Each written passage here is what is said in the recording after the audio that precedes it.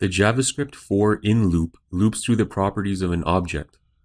In this example script, we've created an object variable called person. The object contains 3 elements: fname, lname, and age. The for in loop will loop through each item of the object and output the data. Let's go ahead and test this in our web browser to see the result.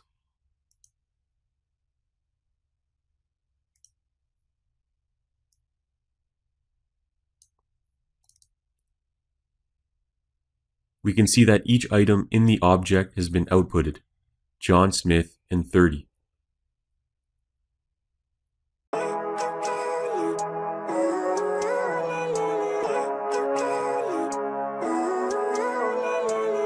Living life, every day, late at night, not okay. All I want, and I pray, all I need are some better days. Fuck me, I'm looking in the mirror, so foggy, but I've never seen clearer.